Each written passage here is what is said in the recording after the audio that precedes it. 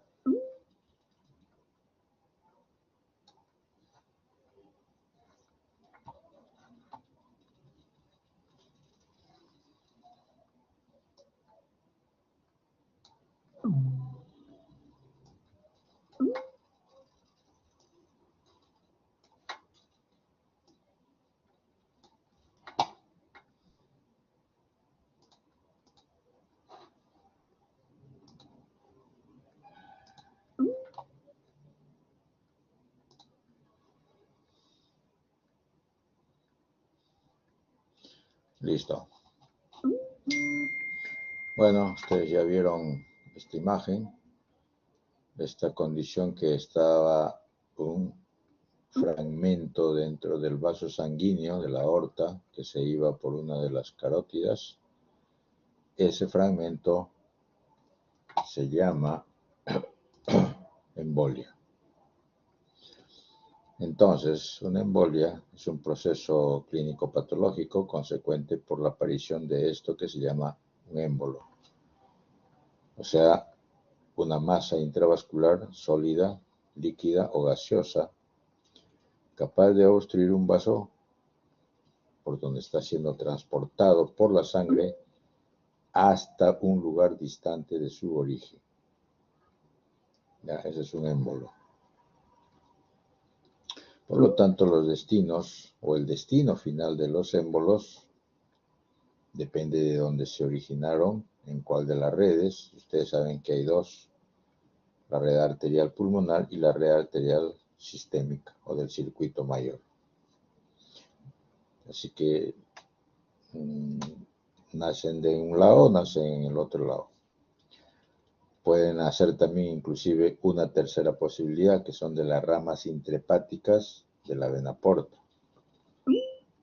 ¿Ya? Estos émbolos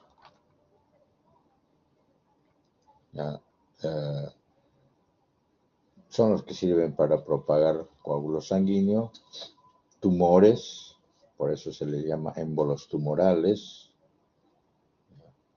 o gérmenes, émbolos sépticos.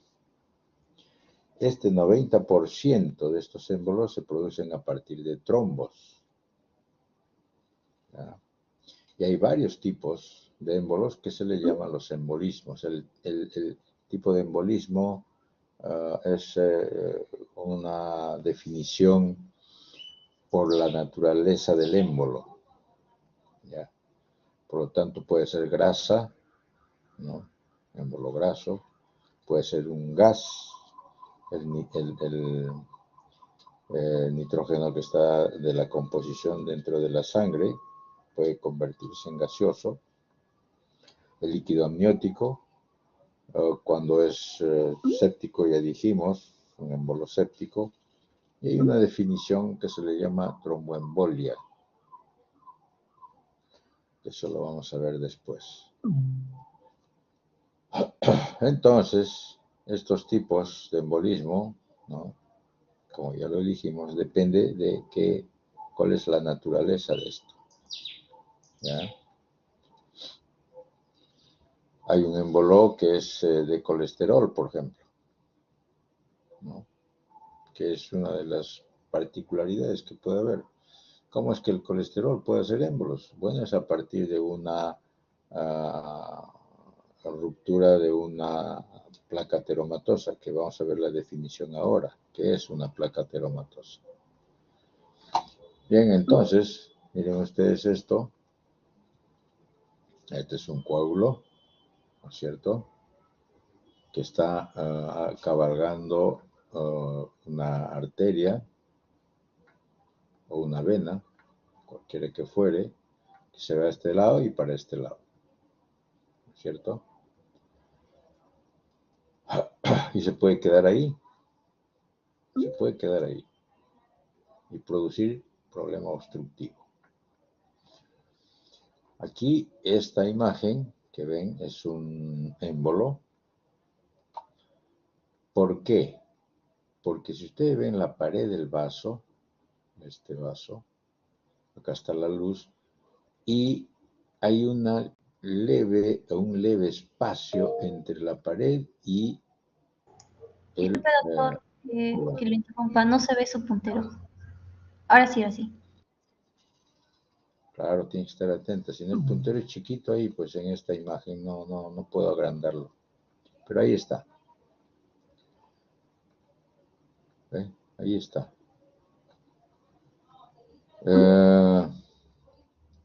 Es una línea muy finita.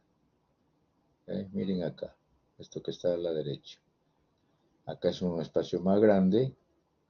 Aquí no está pegado, está muy fino, igual que acá.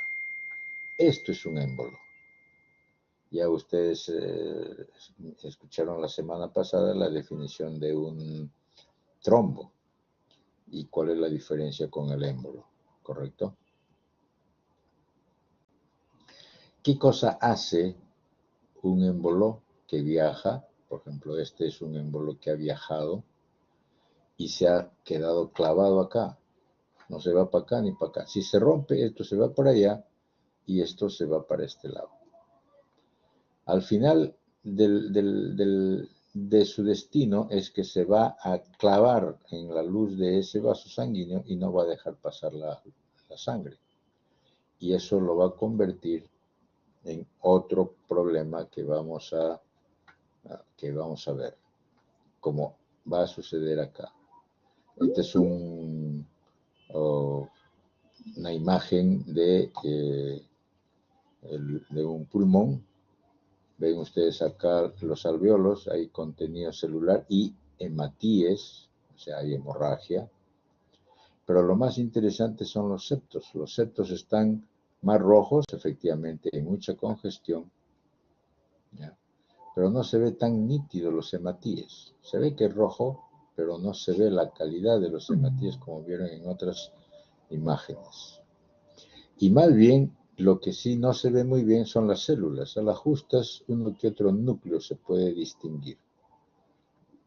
¿Por qué? Porque se murieron las células.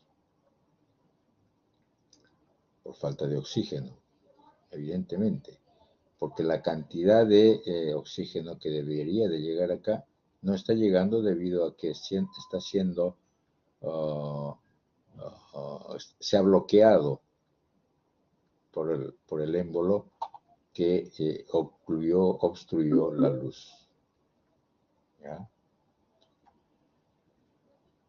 Aquí, más imágenes. Vean esto.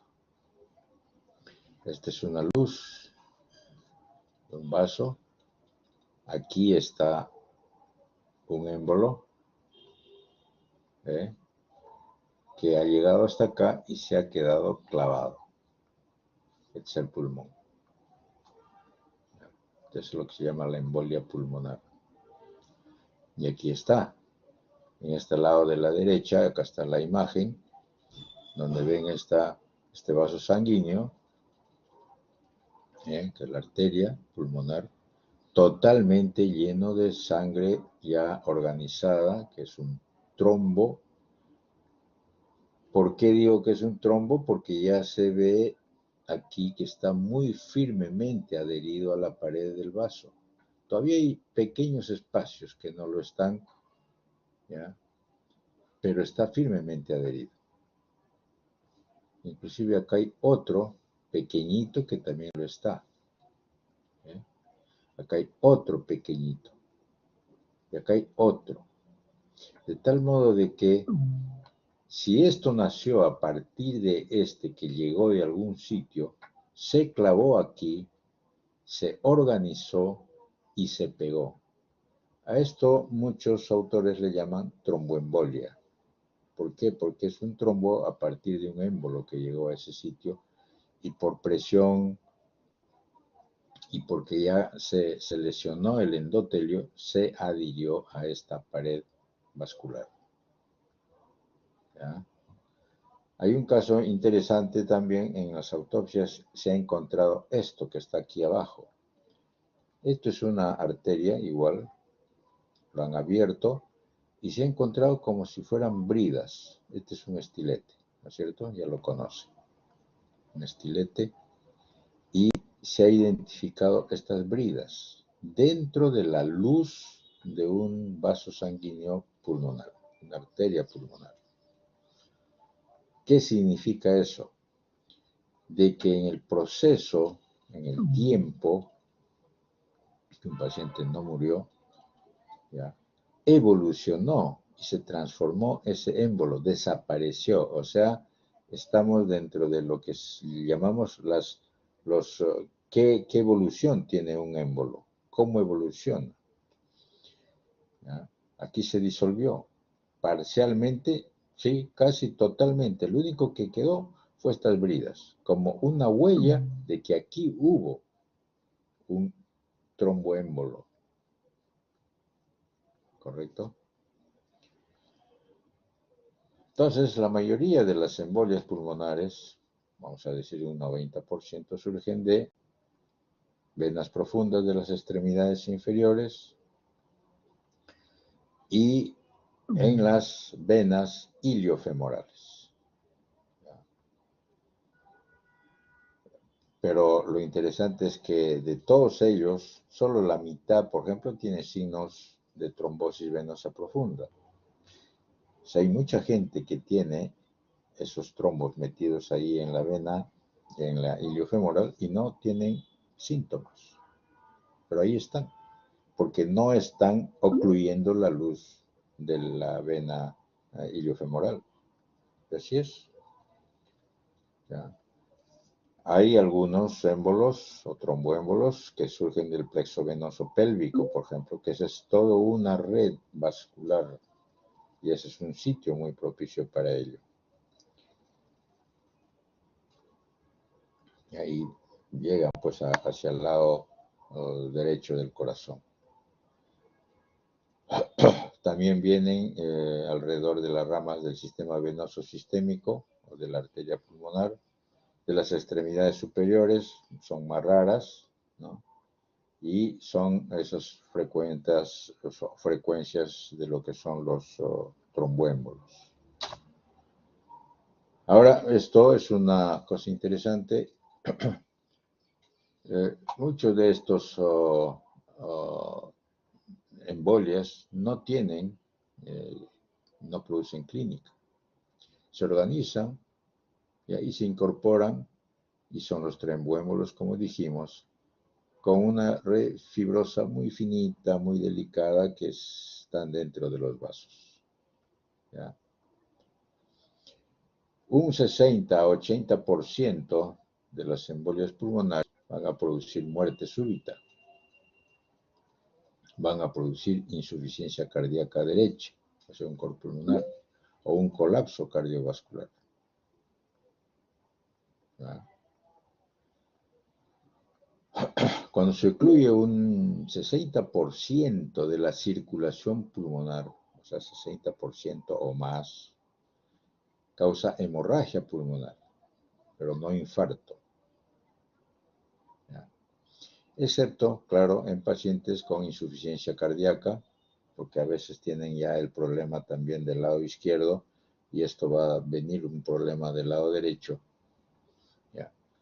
Y por lo tanto hay un compromiso de flujo de las arterias bronquiales. Ustedes saben que las arterias bronquiales son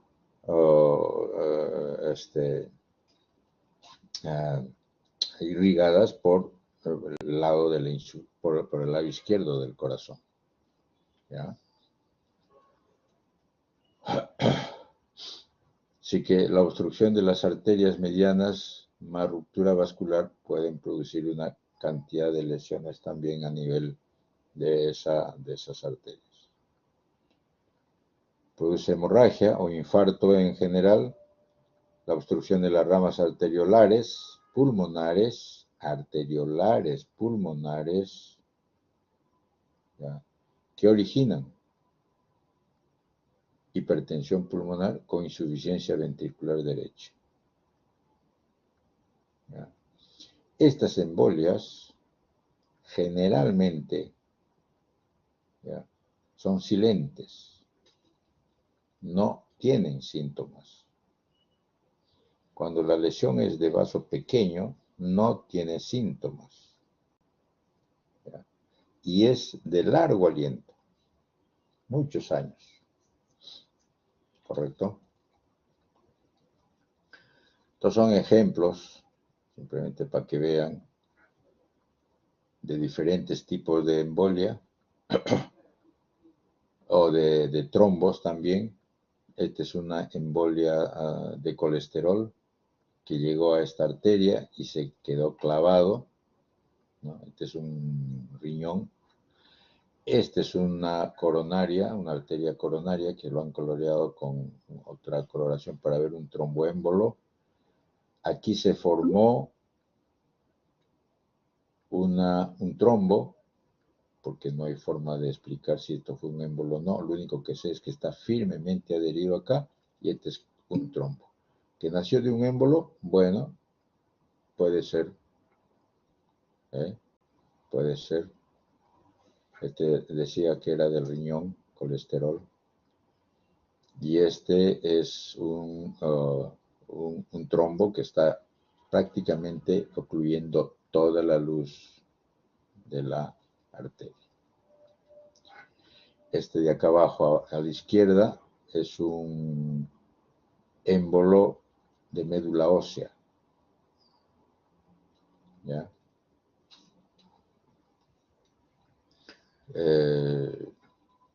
¿Por qué médula ósea? Porque hay tejido adiposo y las células que hay acá son células primitivas propias de la médula ósea. Por eso se reconoce. ¿Cómo llegó ahí? Generalmente por fracturas. Fracturas de hueso largo, donde hay cantidad de médula ósea, y juntamente, claro, evidente, con una ruptura de la vena, ¿no?, de la vena femoral, por ejemplo, que por ahí se disparó y salió y se metió al sistema vascular y aquí se quedó clavado. Este es el pulmón. Como este es otro pulmón donde llegó un émbolo séptico. Y aquí está. Se pegó aquí porque fue este el émbolo que llegó, se pegó ya y se transformó pues en un trombo porque ya está firmemente adherido acá. Evidentemente, si se pega, va a lesionar la pared del vaso, como dijimos anteriormente. Los gérmenes van a destruir la pared del vaso, ¿no?, y se queda firmemente pegado con lesión de la pared vascular inclusive. Estos morados que ven aquí son los gérmenes. Sobre eso se va a formar esto, que es la adherencia, porque este es firme, este émbolo séptico es muy atractivo porque aquí hay factor tisular, cantidades para la adherencia de plaquetas y la formación de un coágulo. Y aquí está. ¿Ve? Para decirles también que un trombo tiene tres partes: la cabeza, el cuerpo y la cola. ¿Ya?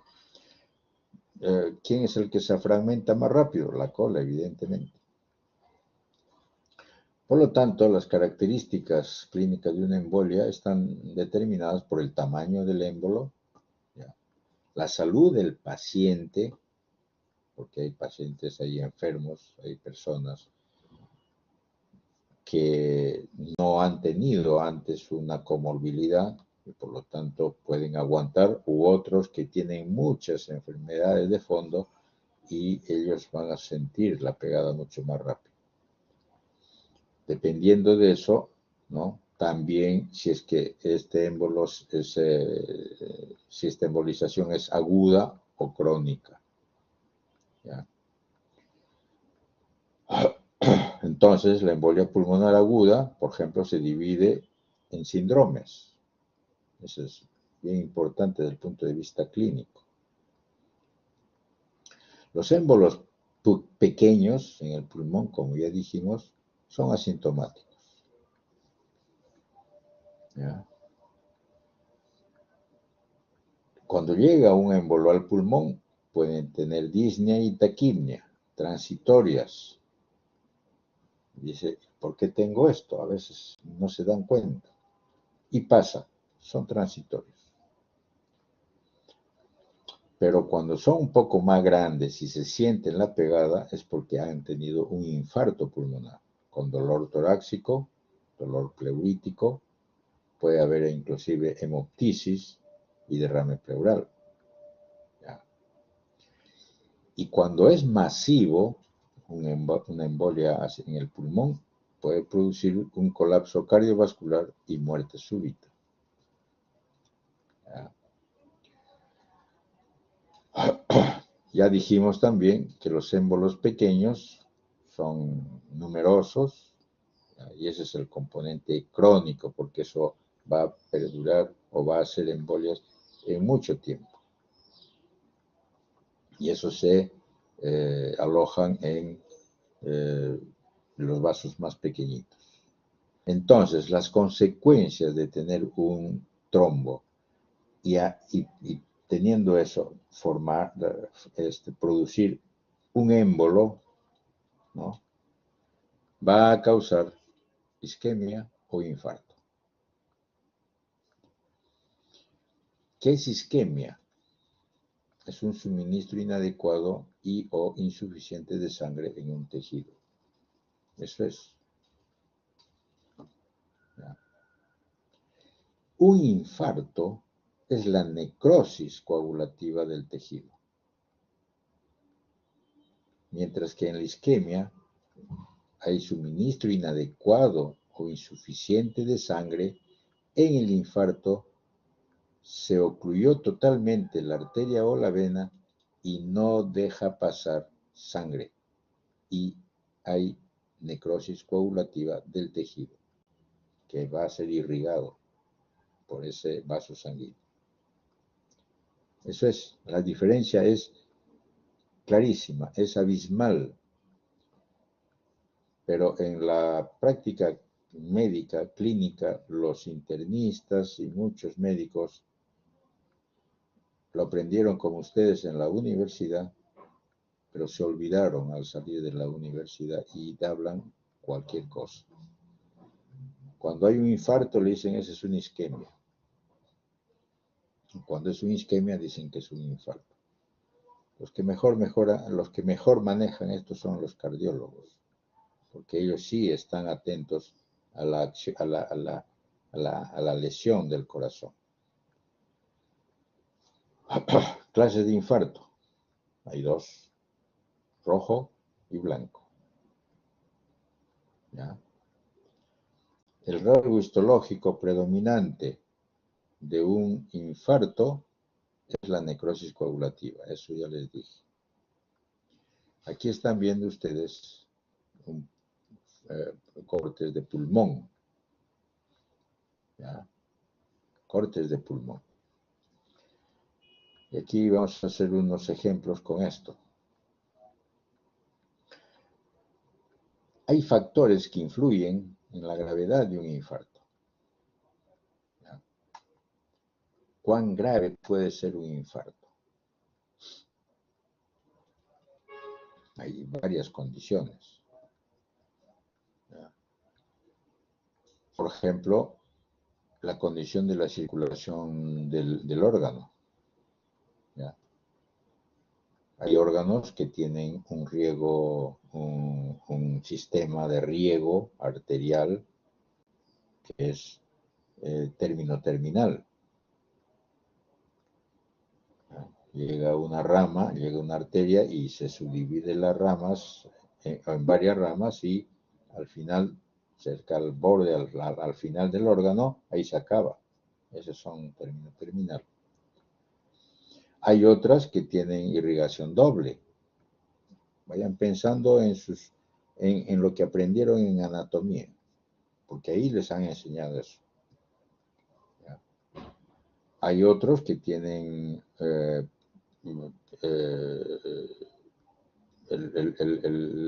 riego paralelo, o puede ser único con pocas anastomosis o con múltiples anastomosis. Esas son las formas de irrigación que tienen los órganos. ¿Ya?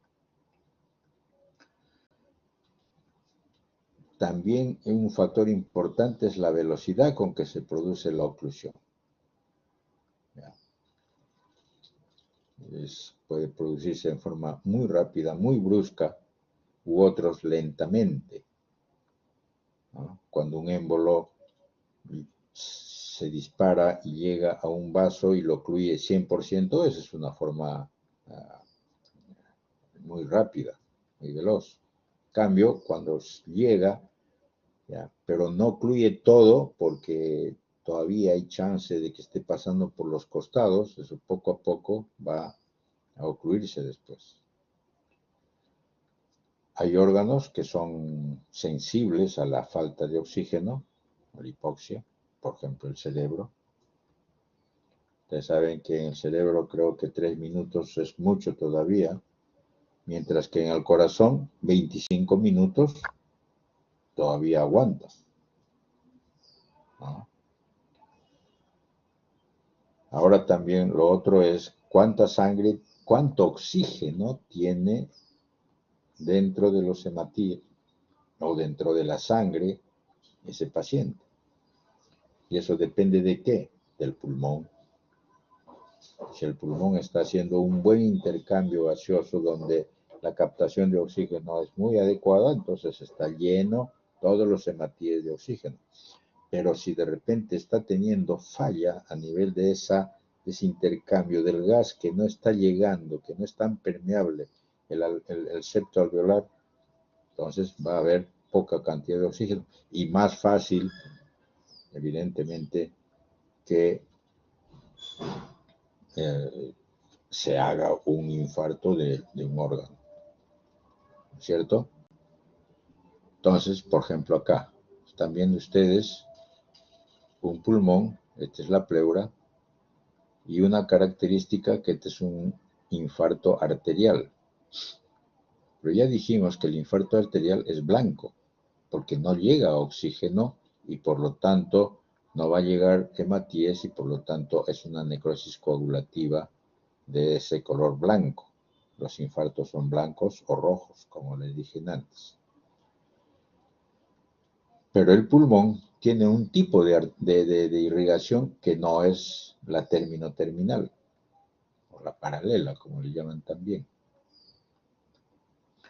¿Ya? Y es por eso que es rojo. Y lo otro, que sí es común a muchos órganos, porque hacen al final, a nivel de la parte más periférica, o sea, en este caso la pleura, ahí termina la irrigación y hacen una forma de cuña o triángulo o cono. Si ustedes ponen el vértice aquí, este es uno de los lados del triángulo, este es el otro lado y esta es la base. Entonces es una cuña o un triángulo o un cono en esta forma, donde la base es la parte más periférica. ¿Correcto? Este también es lo mismo. Lo que pasa es que hay dos acá. Este es el lóbulo, ¿no? El lóbulo superior, este es el lóbulo inferior del pulmón izquierdo. Esta es la cisura, aquí está la pleura y aquí está el infarto en este lado, así, en forma de triángulo. Claro, no van a pensar que esto es una geometría exacta. En medicina no hay nada de eso. Pero cuestión de nación y van a ver que es un triángulo. ¿Ya? Más un triángulo obtuso que otra cosa, pero es un triángulo. Igual acá. Desde aquí, así. Así. ¿Por qué? Porque si ustedes abren, esta es la pleura, acá está la pleura, y si lo estiran, la base es esto, es la más grande de todas, de todos los lados del triángulo. La base del triángulo es esta. ¿Ya? ¿Correcto? Este, por ejemplo, es un vaso y es muy nítido. Ustedes saben el sistema circulatorio del vaso. Ha llegado la arteria esplénica, se ha dividido en ramas y una de las ramas se ocluyó. Y ahí está, de la arteria esplénica. Este no tiene ninguna comunicación, no tiene esos shunts y simplemente todo se necrosó y es un infarto blanco. ¿Eh? Y en forma de triángulo. La base está acá, a nivel de la cápsula esplénica. Y esta es la punta, a nivel del hilio esplénico. Aquí abajo simplemente son las partes en la cual, como el pulmón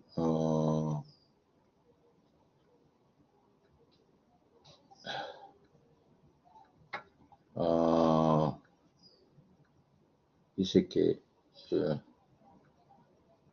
bueno, los que quieren conversar, decirme algo, levantan la mano y me dicen, ¿no? Ahí hay uno que ha levantado la mano, no sé si ya es el que antes me dijo sobre el puntero, no, eso fastidia un poco la cuestión. A ver, esta zona de la derecha, prácticamente no hay la característica del vaso, el parénquima del vaso. Todo es fibrótico. La parte central donde ven este color marrón es porque ha habido sangre y ahora ya está en la fase de digestión de la sangre por la hemosiderina que uno identifica en este color marrón, lleno de macrófagos, ¿no?, con hemosiderina en su citoplasma. Y esta zona ya es prácticamente fibrótica completa. O sea, son fases que uno tiene que identificar en los infartos. Este otro, hay tres, ven ustedes, este es el cerebro, un parénquima cerebral, que esas son las cosas que en medicina tiene que aprenderse. Esta es una necrosis, un infarto cerebral por oclusión de la arteria cerebral media, ¿ya?, en la cual, vean, dos fases. La cerebral media dijimos que, bueno, es una arteria. Si se ocluye la arteria, hay pequeños focos de anastomosis que podría haber ahí, pero no es suficiente y va a haber un infarto blanco, que está acá, todo este lado. Claro, siempre hay un poco de sangre ahí. ¿Por qué? Porque las arteriolas y las arterias pequeñas también se van a infartar, porque a la larga no les llega la sangre, y lo que había dentro de ella va a derramarse, igual como se ve acá. Aquí es mucho más grande el sangrado ya, porque es más antiguo que este. Entonces, en la medida en que va haciéndose más antiguo, se va a hacer más hemorrágico todo, porque ya la sangre va a vertirse de los laterales o los costados del infarto. Este lado de la derecha, ya vieron, típicamente un infarto pulmonar, son así, forma de triángulo, así, ¿ya? Y ustedes saben que esta es la base es el más largo. Aquí abajo hay dos muy interesantes. Este es un intestino delgado, este también es un intestino delgado. En este, lo que están viendo es un infarto blanco. En este es un infarto rojo. Claro, vuelvo a repetir, cuando digo blanco es que no es necesariamente blanco. En medicina, pónganlo en estos casos, que blanco es más palidón, con mucho menos sangre que lo que debería ser, porque aquí sí está lleno de sangre. ¿Qué sucedió aquí? Que hay una oclusión de la arteria mesentérica superior. Por lo tanto, no está llegando sangre como debería. Entonces, por todas las anastomosis que tiene el intestino, y ustedes saben que tienen un montón, puede haber un poco de sangre en todo esto, por eso es el color. ¿Ya? Pero la mucosa intestinal, la pared intestinal, ¿no?, comenzando desde la parte más profunda, o sea, de la mucosa hasta la parte más externa, va a sufrir los cambios de falta de oxígeno y eso es lo que se le llama el infarto. En cambio aquí, el problema también es un infarto, ¿ya?, pero aquí no se ocluyó la arteria, aquí se ocluyó la vena. De tal modo de que la cantidad de sangre que debería de haber salido hacia la vena mesentérica, no, hacia la vena mesentérica, o la desembocadura de la arteria mesentérica que va a ir hacia la vena porta, está bloqueado. Está bloqueado. ¿Y qué va a suceder? Todo el encharcamiento de la sangre que está llegando ahí, y por que no va a haber oxígeno debido a que no le deja pasar para la irrigación del intestino, se va a necrosar. La consecuencia es la misma, infarto en ambos, pero este es infarto arterial y este es infarto venoso.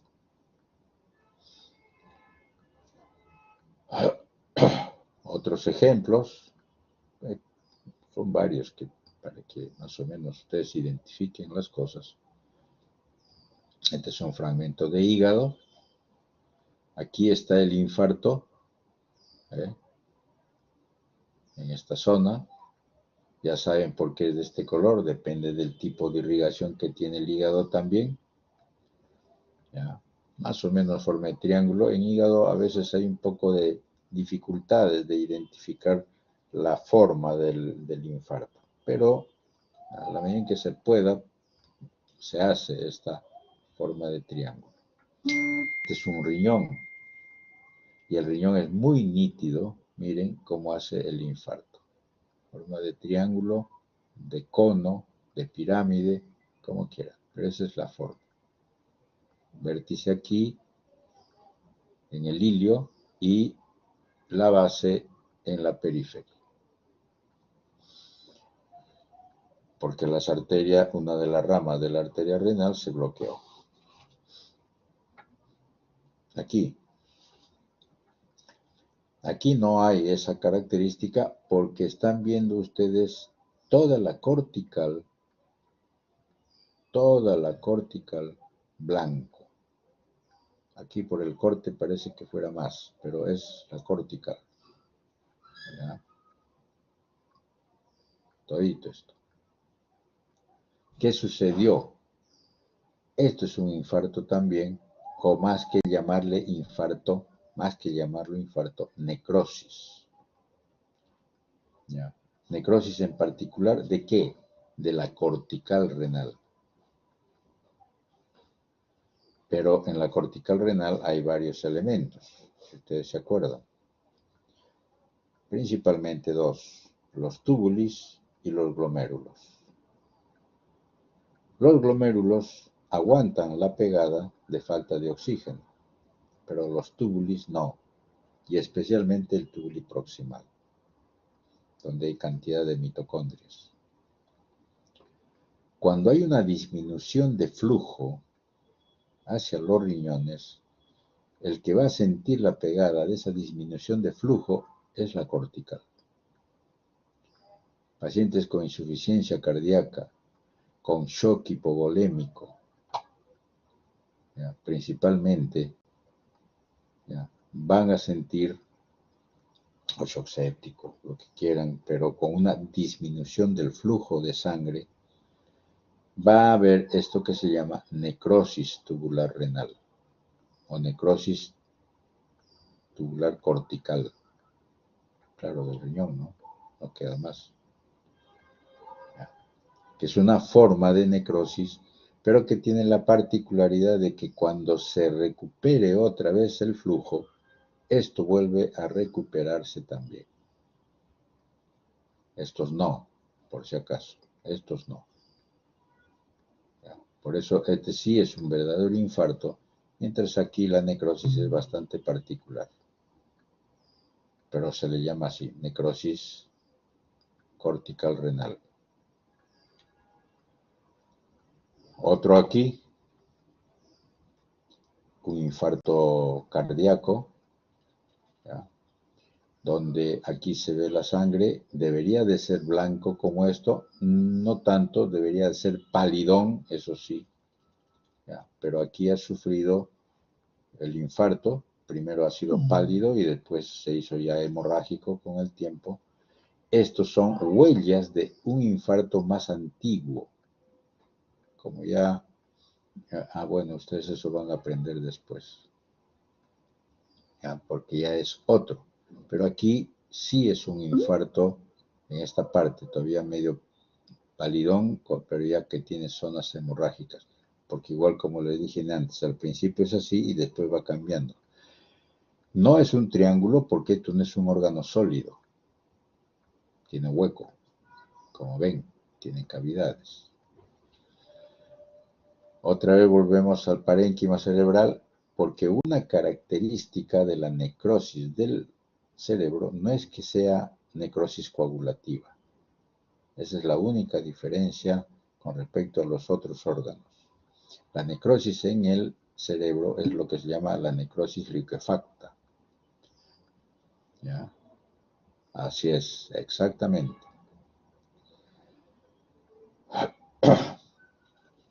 Hay el infarto aquí, ya hay un poco de sangre acá, y lo interesante es que mientras, por ejemplo, en el corazón, la zona infartada, ¿ya?, va a ser reemplazada por tejido fibroblástico, no por miocitos, ¿ya? Aquí en el cerebro nadie lo reemplaza. Viene el macrófago y se lo lleva todo. Y queda como aquí abajo, un hueco. ¿Ve? Un vacío. Y queda así. ¿Ya?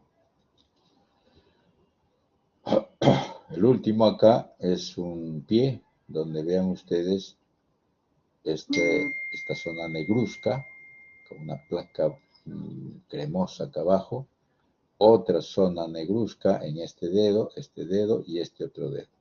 Estos son necrosis con infarto de tejido, ¿ya?, de los dedos del pie en un paciente que está siendo ocluido las arterias pedias por un problema de severa oclusión de la luz de esa arteria, que vamos a ver por qué.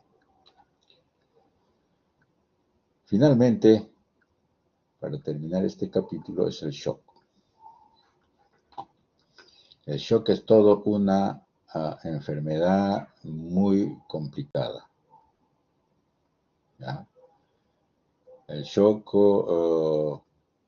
es un término clínico, ¿ya?, que tiene como condición una alteración muy severa del sistema hemodinámico, que tiene repercusión en todo el sistema del organismo y que son varios tipos: shock cardiogénico, shock hipovolémico, shock séptico. Esto está en Robinson, así que lo leen con calma. El por qué sucede el shock cardiogénico es por estas causas cardíacas, como su nombre lo dice, cardiogénico, y su mecanismo patogénico es una falla, pues, ¿no? Resulta de un problema intrínseco miocárdico, de daño, ¿ya?, por salida, de flujo, presión extrínseca, lo que fuere. El otro es el shock hipovolémico.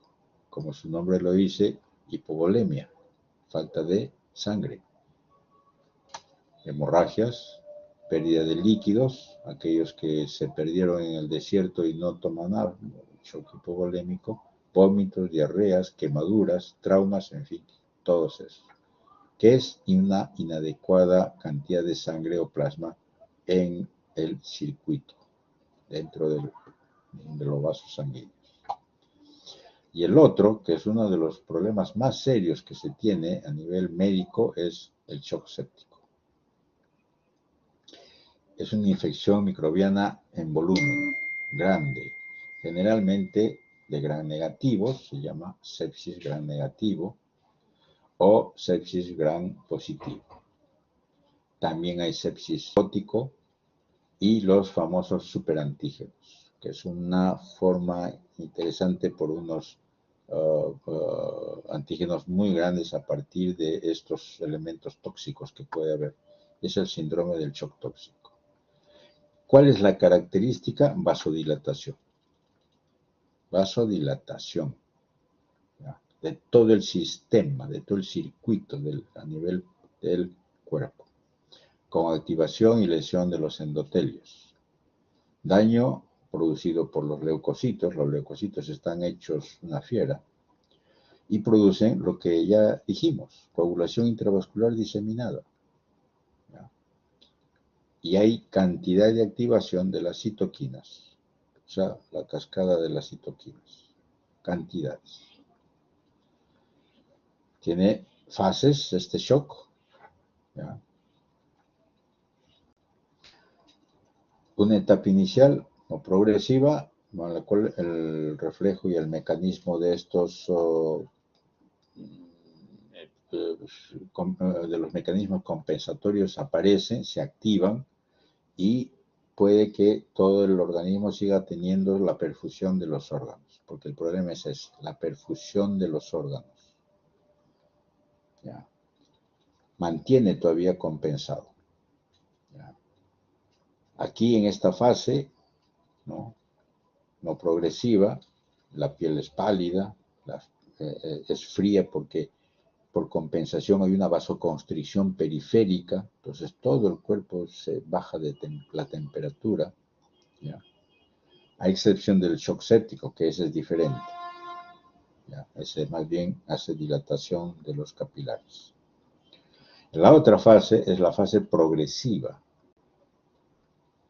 en la cual la hipoperfusión ya es más evidente y hay un empeoramiento del circuito, ¿no? El trastorno circulatorio y metabólico está ya muy complicado y aparece algo que se llama la acidosis. ¿Ya? El pH ha disminuido. ¿Ya? Y eso ayuda muchísimo a que aparezca la coagulación intravascular diseminada. Prácticamente es lo que se le llama una fase progresiva y que ya se descompensó ese paciente. ¿Ya? Hay cianosis, hay taquipnia, pulso es muy elevado, ¿ya? Y este desequilibrio metabólico que apareció la acidosis. Es una acidosis láctica, por si acaso. Y la última fase es la irreversible, en la cual la lesión celular y tisular es muy grave, ya es muy difícil de solucionar, de arreglar. La supervivencia es ya prácticamente imposible. Hay la coagulación intravascular, hay alteraciones de los tiempos de trombina, de tromboplastina, hay trombocitopenia, hay anemia hemolítica, microangiopática, en fin, todas las cuestiones que puede uno identificar en esto. ¿Ya? Muy complicado. Acá están los síntomas que uno puede encontrar por cada órgano, qué cosa puede encontrarse, no síntomas, sino lo que se puede encontrar en cada órgano. ¿Ya? Esta famosa sepsis viene de la palabra griega sepo, que significa putrefacción. ¿Ya? Es muy complejo esto.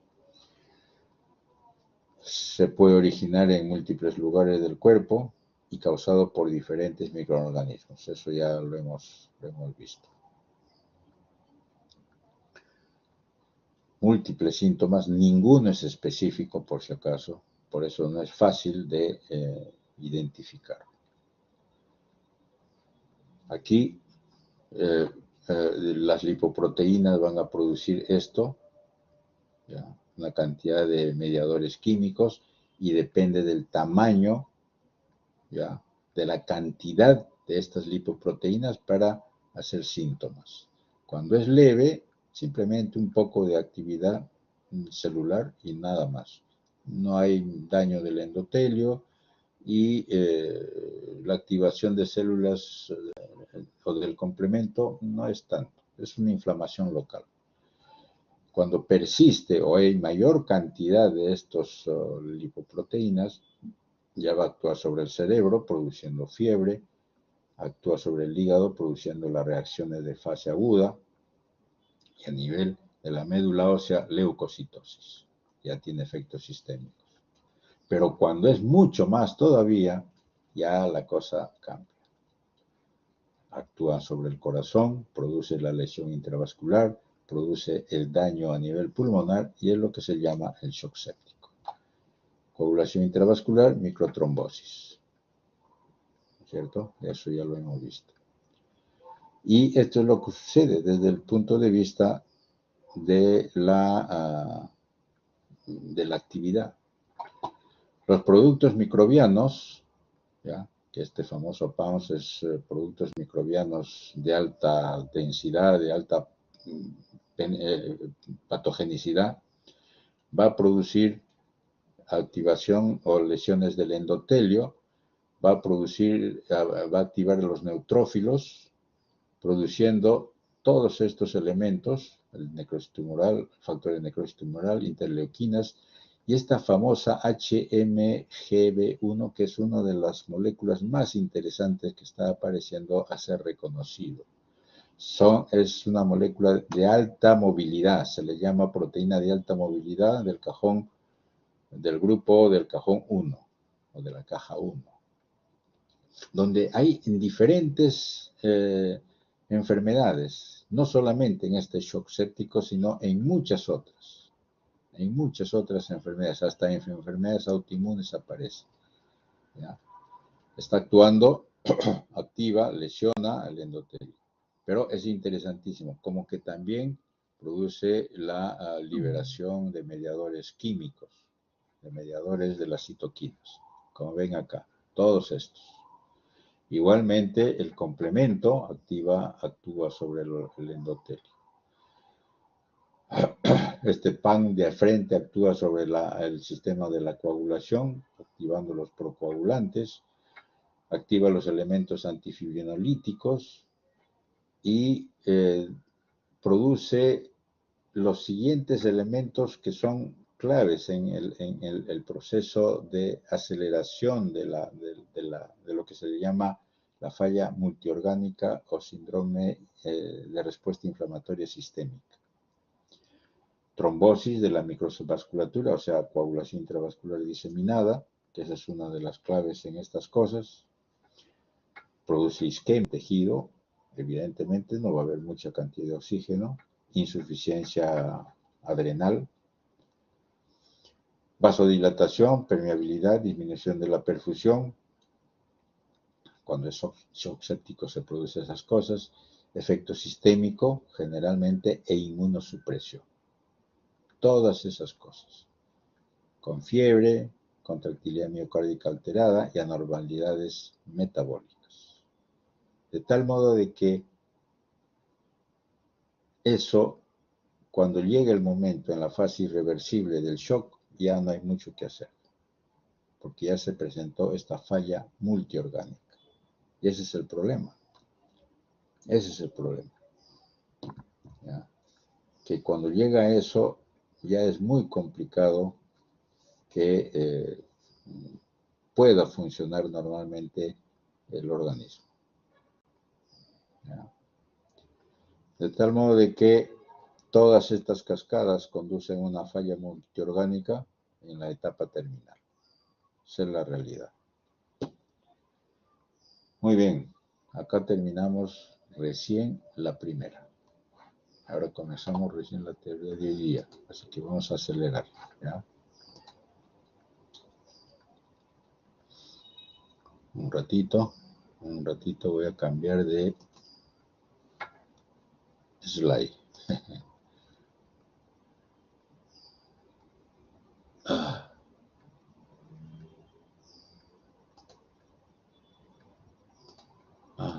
Este era.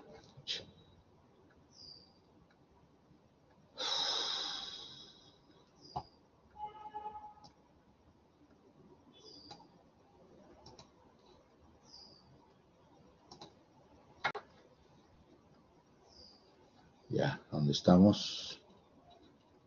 Uy, me fui, creo. Cónchale. Sí, pues, me salí.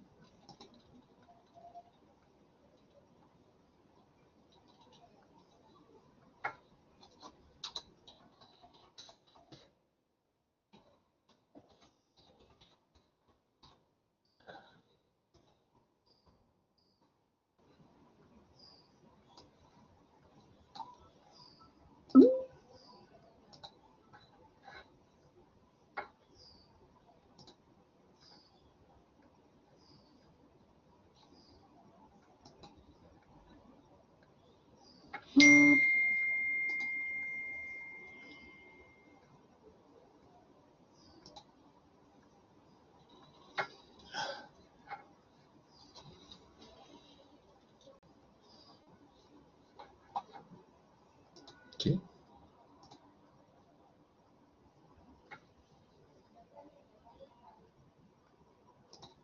Ah, estoy acá, ya. Listo, a ver. A ver, a ver.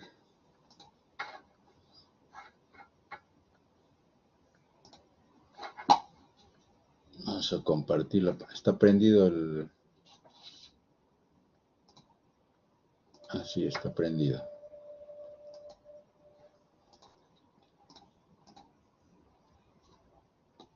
Ya.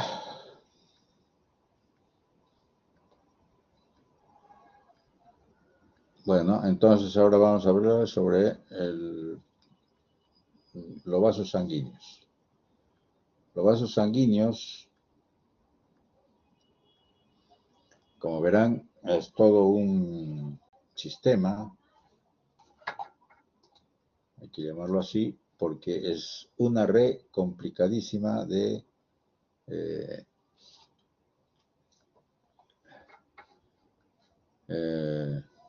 de vasos que están en todo el organismo. Este es un ejemplo bastante bueno para que identifiquen una cosa. ¿Cuáles los vasos? Por este lado, las arterias, que son de color rojo, que van bajando desde la aorta, que es el más grande, que tiene esta característica histológica. ¿Ya? Músculo, tiene una íntima y tiene una adventicia. Un músculo muy grande y dentro de ellas las fibras elásticas.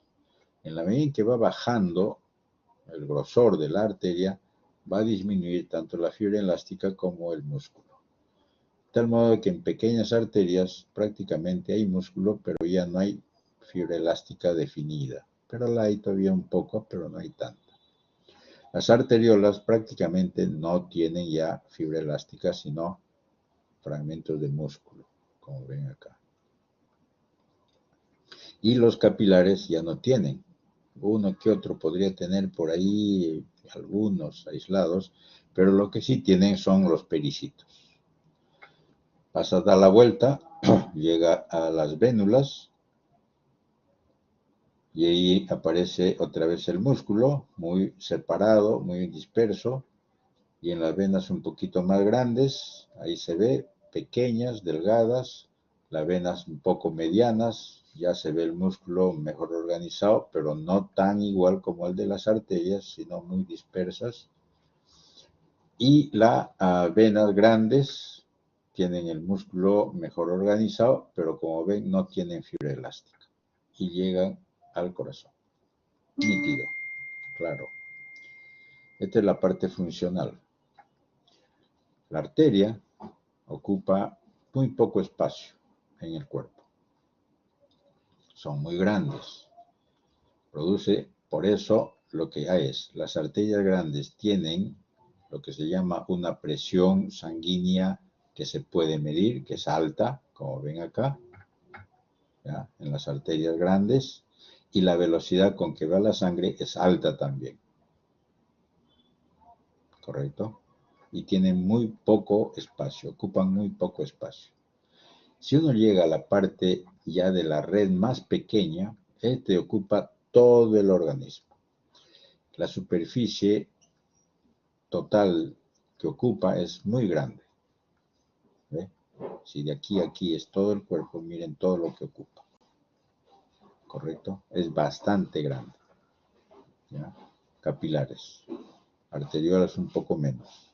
Vénulas un poco menos. Y regresamos al otro lado donde la vena es poquísima, poco espacio, irrelevante, donde la velocidad de la sangre va, pero no es tan rápida como la de la arteria, y la presión está pues por los suelos.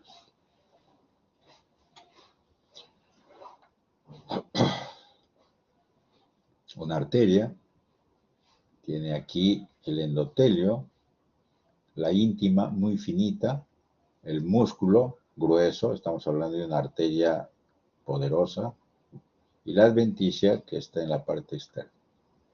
Y aquí está, las fibras elásticas, ¿eh?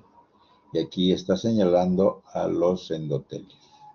Y la íntima es una cosa muy finita, muy delgada. Para que se acuerden de su histología, esto es un recuerdo de histología. Me imagino que así les habrán enseñado. La arteriola es esto. Entonces vamos a hablar de estos dos grandes, de la arteria y la arteriola, que son importantísimos. ¿Ya? Entonces, aquí están las diferencias entre ambos,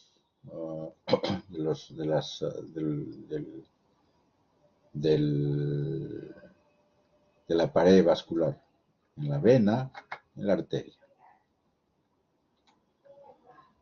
Entonces, una lesión vascular, ¿ya?, asociado, lo que dice, a una disfunción o pérdida de la célula endotelial. Entonces, para que haya disfunción vascular o lesión vascular, mejor dicho, tiene que haber alteración o lesión o daño endotelial en las arterias.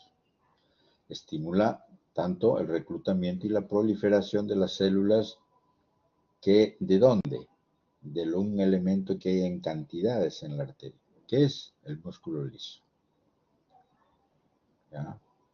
Y aquí abajo están viendo un esquema de más o menos cómo es la situación. Lo que pasa es que en el músculo hay células mesenquimales progenitoras embriónicas, embriogénicas, primitivas, como llamarlos algo así como células madre, que el principal es el músculo liso, que está en forma quiescente, forma tranquila, pero cuando comienza a haber actividad, cuando comienzan a activarlo, porque hay una lesión endotelial, va a hacerlo como su nombre lo dice, se activa. ¿Qué va a producir? Produce células endoteliales, produce macrófagos, produce reparaciones y remodelaciones, o sea, fibroblastos puede haber, células espumosas y evidentemente hasta jalar calcio, o sea, la calcificación para esa zona dañada. Entonces, la célula de la pared y sus respuestas a la lesión, ¿cómo es? Estas células del músculo liso participan en esa condición, en la reparación vascular normal, como en los procesos patogénicos como la ateroesclerosis. Vamos a llamarlos a estos fenómenos de lesión de la pared vascular como arterioesclerosis o ateroesclerosis.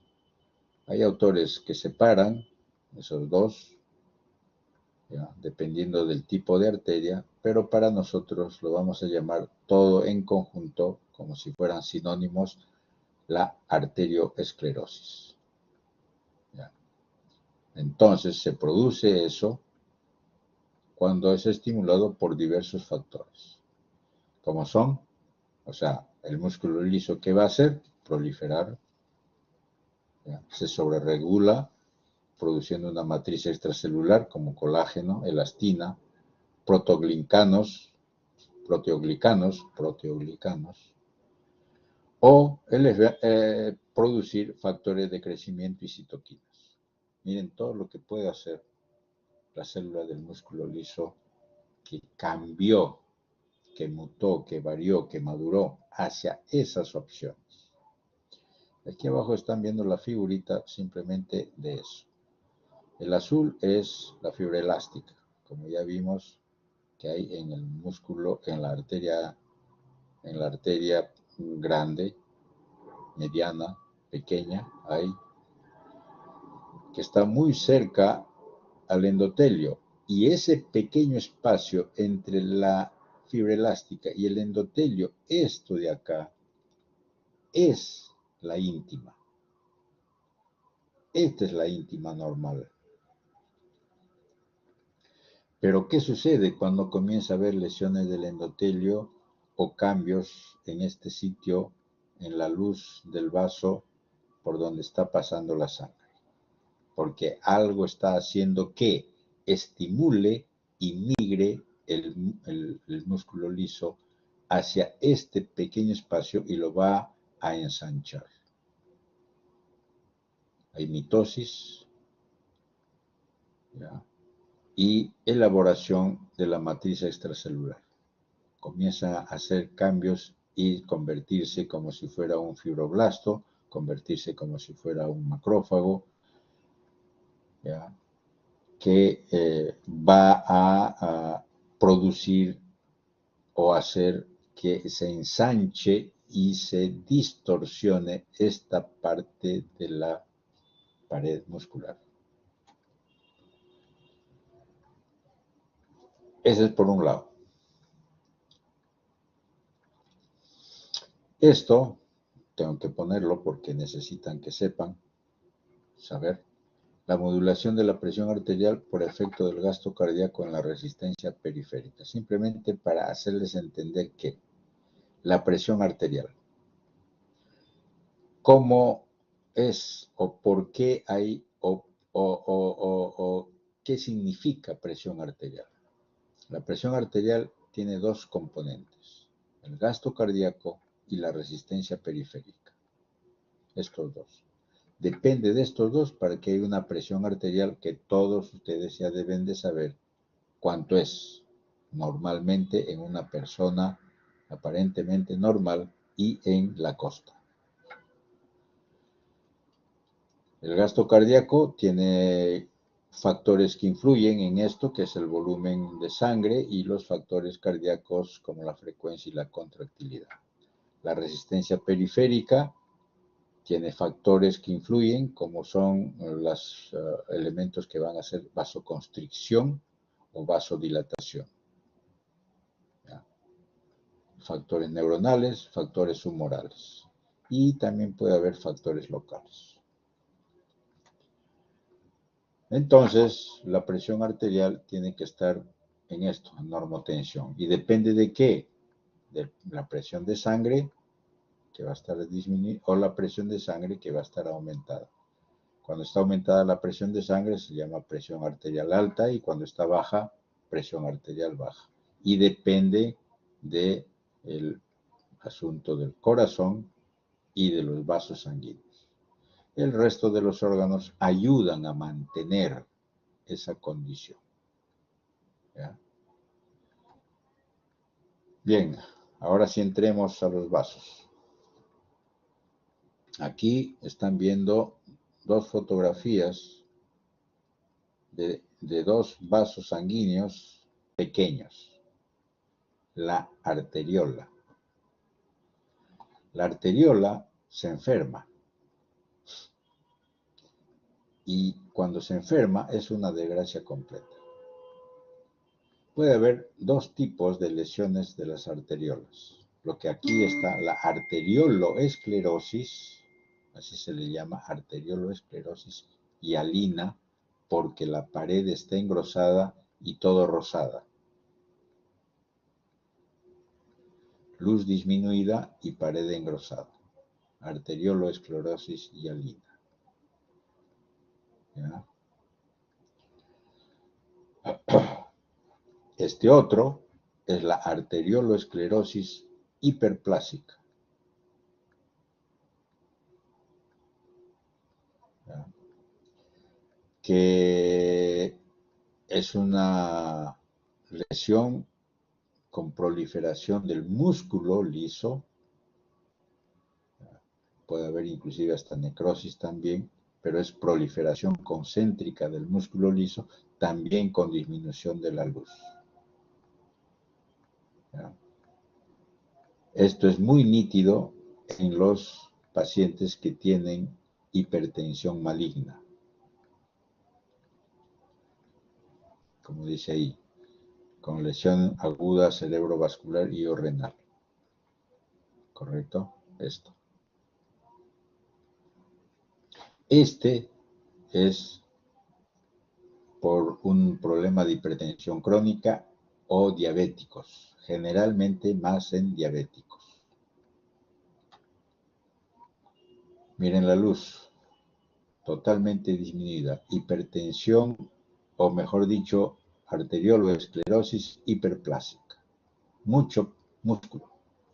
Aquí tan poderoso está que ya está haciéndose más fibrótico por el color azul que ven y una disminución de la luz.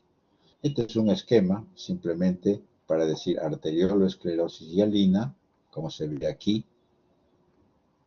¿Ya? Mucho material hialino, todavía un poco de células. Y esta es la arterioloesclerosis hiperplásica o hipertrófica, también le llaman. Mucho músculo, como acá. ¿Ya? La hipertensión arterial, ¿en dónde está el problema? En las arteriolas, mejor. O sea, la hipertensión arterial es un problema de arteriolas. Por eso les estoy poniendo esas fotos de las arteriolas. Miren, para hacerlo rápido, la hipertensión esencial, más o menos es entre el 90 y el 95% de todos los casos. ¿Por qué esencial? ¿Por qué es esencial? Porque no se conoce en realidad factor único, es multicausal, multifactorial. Pero para decir esto, hay que descartar todo lo que está aquí abajo. La hipertensión secundaria. Hay que descartar la hipertensión secundaria. O renal, o endocrino, o cardiovascular, o neurológico. Descartando todos estos, uno dice, ya, sí, es una hipertensión esencial. ¿Correcto? Esa es la definición. Por lo tanto, hay influencias genéticas y factores medioambientales. O sea, es todo un conjunto de problemas para la hipertensión. Defectos en la hemostasia, vasoconstricción funcional, defectos en la estructura del músculo, en fin. Y todos los movimientos que hay. ¿Para qué? Para que actúe sobre el gasto cardíaco, con un aumento de ella, un aumento de la resistencia periférica. Entre los dos producen hipertensión, cuando no está regulado, como vimos en antes. Arterioloesclerosis, ahora sí, nos metemos en esto, porque la arteriola ya lo vimos ahí, que es la arterioloesclerosis. Básicamente un problema de hipertensión. Aterosclerosis o arterioesclerosis, ya lo dijimos. La esclerosis calcificada de la media, ya ustedes lo habrán escuchado, que es el famoso arteriosclerosis de Monkeberg, que no tiene significancias en medicina, simplemente es un hallazgo de los patólogos, que siempre lo ponemos porque tienen que saber que existe. Y el otro, hiperplasia intimal fibromuscular, que es una enfermedad de defecto genético, que es una falla en la presencia del músculo dentro de una arteria. Ya vimos este movimiento de migración y esto. Factores de riesgo para que haya arteriosclerosis. hay dos cosas importantes acá. No se puede modificar la presencia de la arteriosclerosis, o sea, sí o sí va a producirse en una persona. ¿Ya? Anormalidades genéticas que puede haber por una mayor alteración o lesión del vaso sanguíneo, una historia familiar, el incremento de la edad, o sea, la edad es clave, porque una persona vamos a llamarle persona, un niño recién, ¿no? Un recién nacido, que no debería de tener arteriosclerosis ni lesiones de los vasos, pero cuando llegue a los 80 sí o sí lo va a tener, pero depende, ahí hay otra cuestión. Ser hombres, pero las mujeres se igualan cuando dejan de tener las hormonas femeninas, o sea, en la menopausia. Puede modificarse el riesgo de tener arteriosclerosis, la hiperlipidemia, la hipertensión, el dejar de fumar, el no tener diabetes o controlarlo, o las inflamaciones.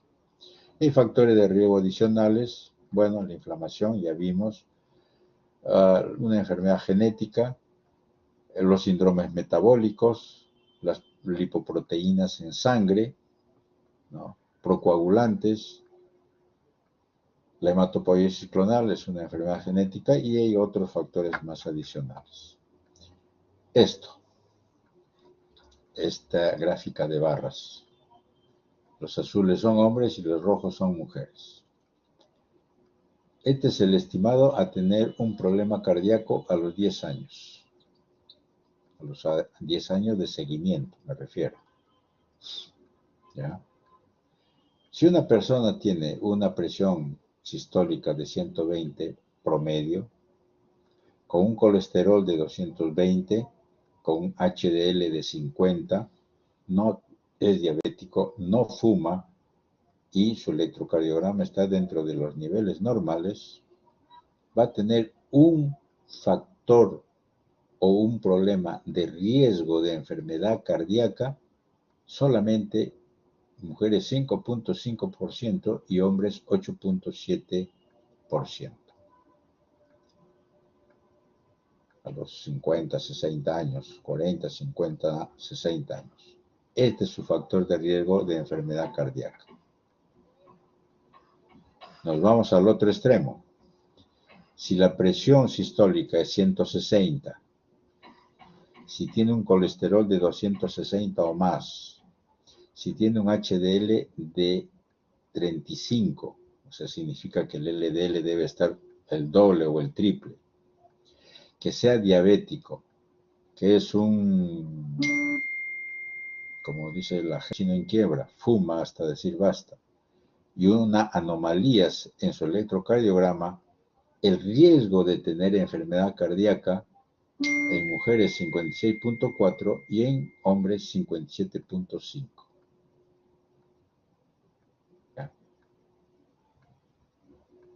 ¿Correcto? Cuando hace un seguimiento en 10 años.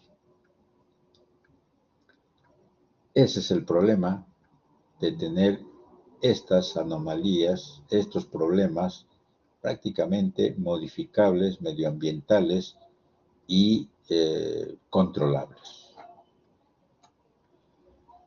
Patogénesis, modelo de la arteriosclerosis como una respuesta inflamatoria crónica de la pared arterial por la clásica lesión previa del endotelio. Hay una lesión del endotelio, hay mucha cantidad hay hiperlipidemia, o sea, un LDL súper elevado, hay hipertensión, fumador, ya todo lo que vimos, toxinas, el cigarro, ¿no? Otros elementos, virus, se ha encontrado que de repente hasta el citomegalovirus está metido en este asunto, reacciones inmunológicas, va a producir la lesión del endotelio y va a actuar, va a ser modificado la íntima, porque las células, los macrófagos se van a meter aquí, más las células del músculo liso van a llegar ahí, transformarse en macrófagos y va a haber una falla o una presencia de estas células inflamatorias en la íntima, produciendo una distorsión en la superficie de la arteria. ¿Correcto? La activación del macrófago que va a producir la fagocitosis y todo de restos celulares, por ejemplo, de las lipoproteínas que están ahí dando vueltas, de los lípidos que están ahí, que se metieron por una disfunción endotelial y comienzan a fagocitar estas lipoproteínas. Y aquí, en la estría grasa, ¿qué es esto? Ya se ve macrófagos con cantidades de estas lipoproteínas metidas dentro de su citoplasma, y llega un momento, claro, los linfocitos están aquí porque van a armar o activar a los macrófagos. Sin linfocitos el macrófago es un torpe, ¿no? Y llega aquí al final, donde es uno que se llama la placa ateromatosa. Esta placa ateromatosa tiene un centro que son restos de lípidos. ¿Cómo apareció esto? Porque los macrófagos que comenzaron a digerir en cantidades explosionan y sueltan todo su contenido y forma esta masa de lípidos. Hay una respuesta de fibroblastos, de colágena, ¿no? Los fibroblastos comienzan a producir colágeno y se forma esto, que se llama la placa ateromatosa. Este es el elemento final. Y como ven, la luz de la pared del vaso se distorsionó. Es un montículo. Es como si Sedapal lo pusiera en el centro de la pista, un montículo de tierra. Una vaina. Y aquí está todo el mecanismo. Eso ya ustedes lo ven con calma. ¿Ya? Todo lo que les dije. Y aquí está. ¿Okay? Esto es la placa ateromatosa. Todo el movimiento que hicieron las células desde el principio que les está diciendo, con la migración, la formación de este centro de tejido de restos de lípidos y estos macrófagos que se le llaman macrófagos espumosos, llenos de lípidos en su citoplasma, y aquí es una capa fibrosa. ¿Ya? Y este es el montículo. Aquí está en este dibujo todo esto, la placa ateromatosa. ¿Ya? ¿Qué complicaciones? Estas son complicaciones de esa placa ateromatosa. Se puede rajar, hacer una fisura, miren. Y ustedes saben que basta con que el factor tisular tenga comunicación con la luz del vaso sanguíneo para que atraiga inmediatamente plaquetas. Ya lo vimos. ¿Y qué forma? Un trombo. Ya vimos cómo se forma un trombo. Ese es un problema serio. ¿Ya?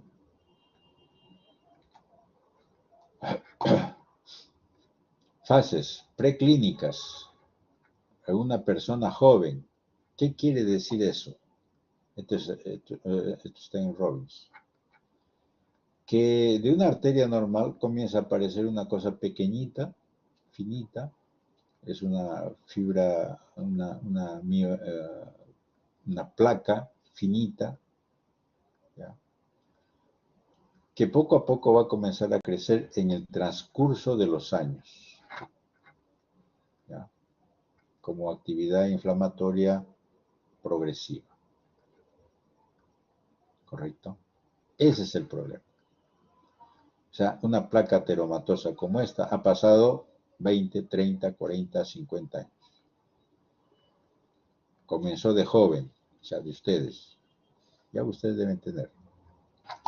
Fase clínica, ¿qué significa? Que hay síntomas. Acá no hay síntomas.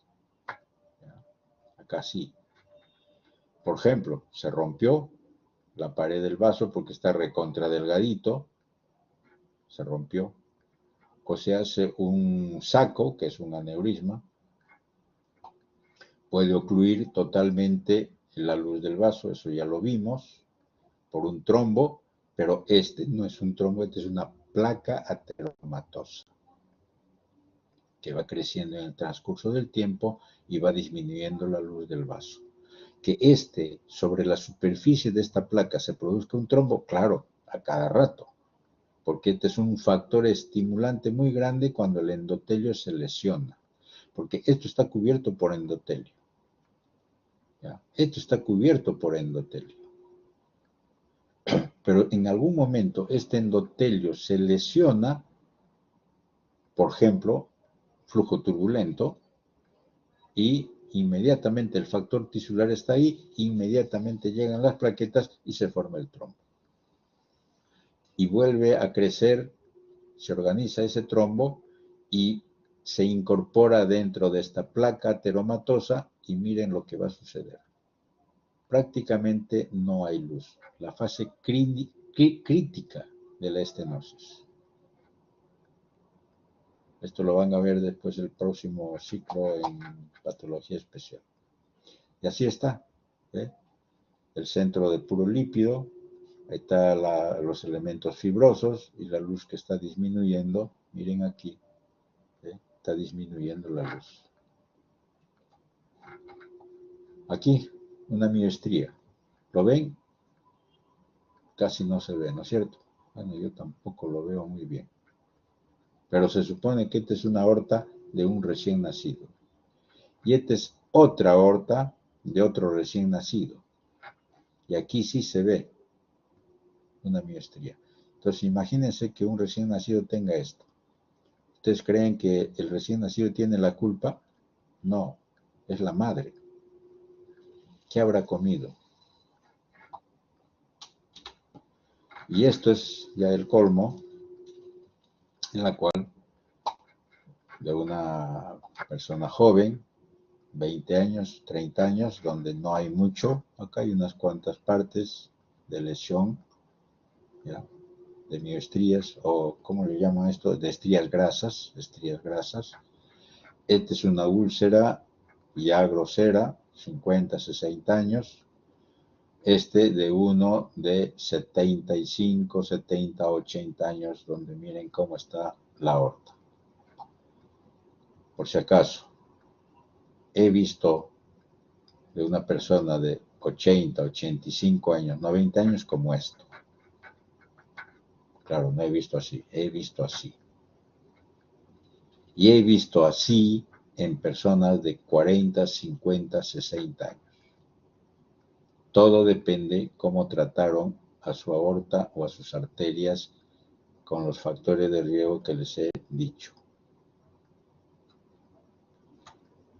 Esta es una aorta que sacamos, se rompió totalmente al momento de jalar.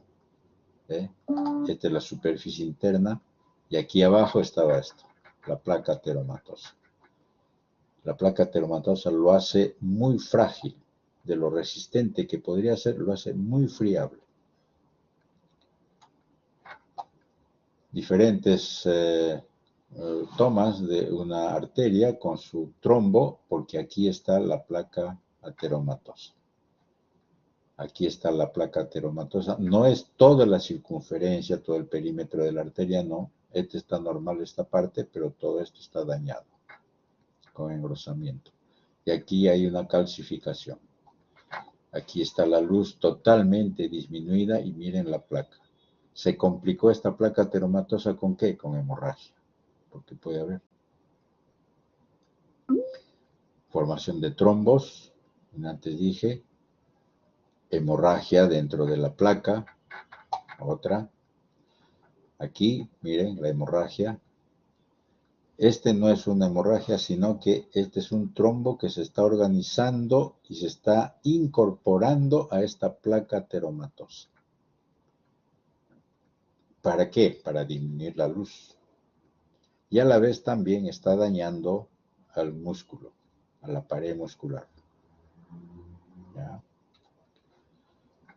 Estas líneas blancas son como espículas, son las cristales de colesterol. ¿Ya? Y el músculo, miren cómo se ha dañado, la parte más externa. Se debilita la pared. Aquí al ajuste se ve. Y aquí están los cristales de colesterol. ¿Ya? Y acá hay mucho macrófago. Esto de acá es esto, macrófagos. ¿Ve? Cantidad de macrófagos espumosos. Y estos puntos negros que ven acá es calcificación. Está llegando la calcificación en un tejido no viable. Esa es una característica. Eso se llama calcificación distrófica.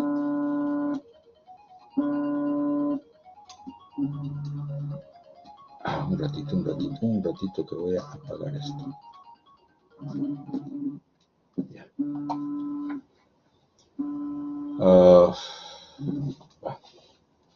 Ahí. Cambio agudo de la placa. Puede romperse, puede erosionarse, ulcerarse, puede haber hemorragia en el ateroma. Ya dijimos, características. Miren, este es un corazón. Esta es la respuesta del corazón en una hipertensión arterial, una hipertrofia ventricular izquierda. ¿Ya? Causa de hipertensión.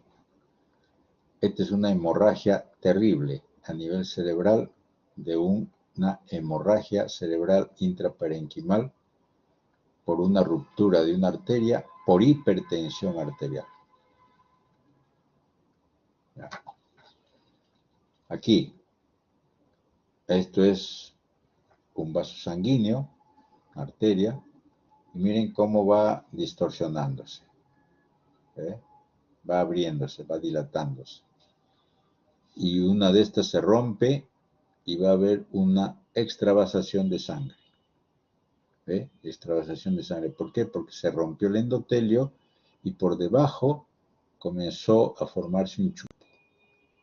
Y esto es aquí. Esta es una clasificación de lo que se llama la disección de aorta. ¿Qué es la disección de aorta? Que se salió la sangre rompiendo el endotelio y la íntima, y por la íntima va a meterse la sangre porque es un punto débil, y por la presión en hipertensión arterial, ¿ya? Va a disecar la pared de la aorta. Aquí lo ha disecado en su porción ascendente de la aorta.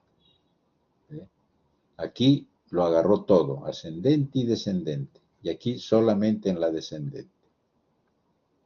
¿Ya?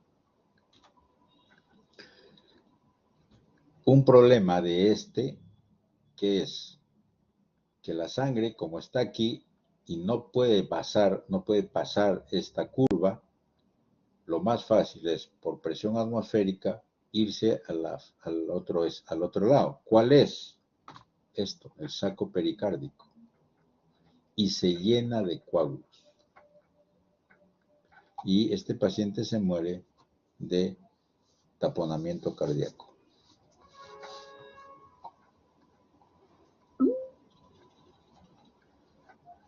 Las fibras elásticas, lo que antes le decía, así de grueso es en la aorta. Aquí hay una anomalía. Miren. Esto se ve en el Marfan, en el síndrome de Marfan. Muchas rupturas, fragmentos. Este más bien está normal, miren, pero aquí está la sangre. Está disecando la pared de la arteria. Acá está la íntima, el endotelio, acá está la íntima, pero esa íntima ha pasado un poquito más allá y se ha metido a la parte interna de la pared. ¿Ya? O sea, compromete también un poco la pared muscular. Acá. Pasa por todo esto y aquí también. En la disección de aorta. Y aquí se ve muy nítido. Esta es una radiografía, una tomografía de un paciente que tuvo disección de aorta. Miren la línea que se ve acá. El radiólogo, cuando ve esta línea, dice disección de aorta. la vuelta que darle, ya no hay más problema. Con la clínica que le dan, eso. Esto, miren, es un saco en la aorta abdominal por debajo de las arterias renales, antes de las ilíacas. ¿Eh? ¿Qué sucede? En una tomografía, esta es la parte central de la luz de la aorta, y esto que está medio sombreado es que se ha abierto, porque todavía está siendo, se ha coloreado, y el radiólogo dice, este es un aneurisma.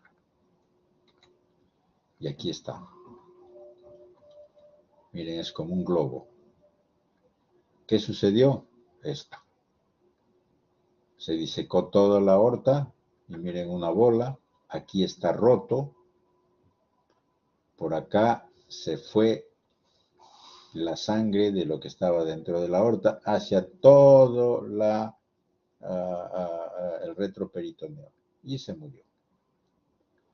Al abrir la aorta se encuentra esto. Todo esto son capas de fibrina. Este es el coágulo que está aquí casi debajo de esto. Todito esto. Esta es una aorta con una severa arteriosclerosis. Miren, totalmente arteriosclerótico. Totalmente. Y miren la pared. Ya después de limpiar todo y fijarlo. Muy delgadito. ¿Ya? Y estas son las líneas de la fibrina que se ha quedado. Esta es una arterioesclerosis, un aneurisma arterioesclerótico. Entonces, una arteriosclerosis va a producir infarto de miocardio, infarto cerebral, hipertensión, aneurismas, gangrenas. Y otras cosas más, por supuesto, como esto, que es una gangrena. ¿Eh? Aquí, por arterioesclerosis. Ya eso les dije cuando vieron el dedo anterior. Finalmente, tenemos un par de minutos para decirles sobre las vasculitis.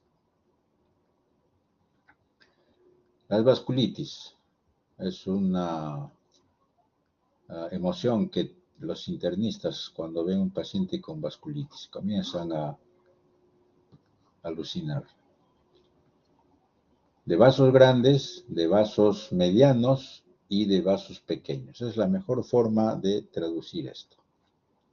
Cuando son de vasos grandes se le llama, un ejemplo, ¿no? La arteritis de células gigantes, generalmente se ve en la temporal, no solo en la temporal.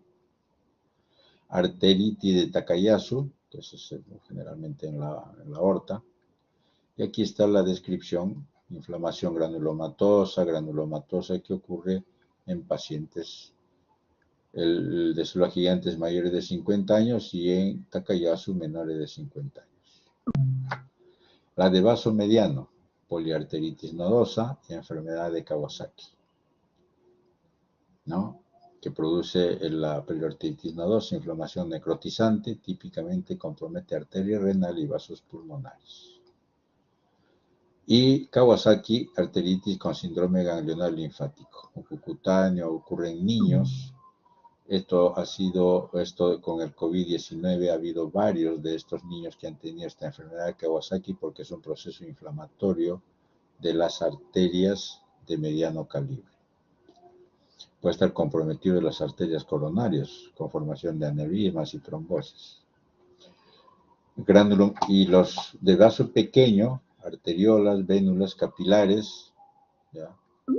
Granulomatosis de Wegener, síndrome de Church-Strauss y poliangiitis microscópica. Todos producen problemas de lesiones de inflamación. El granulomatosis de Wegener, como su nombre lo dice, es una inflamación granulomatosa. El vaso de tracto respiratorio. No necesariamente es el único tracto respiratorio, también puede ser otro, pero es más frecuente. También a nivel renal.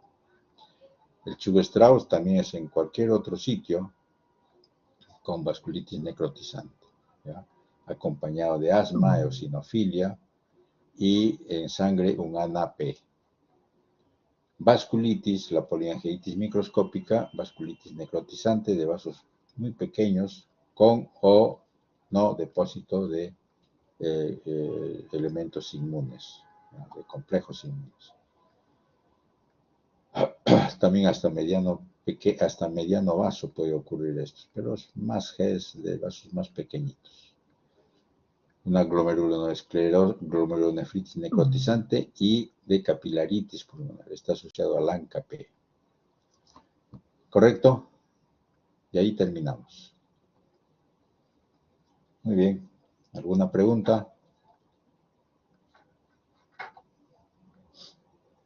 Hemos tenido que acelerar porque el tiempo ya se nos pasó.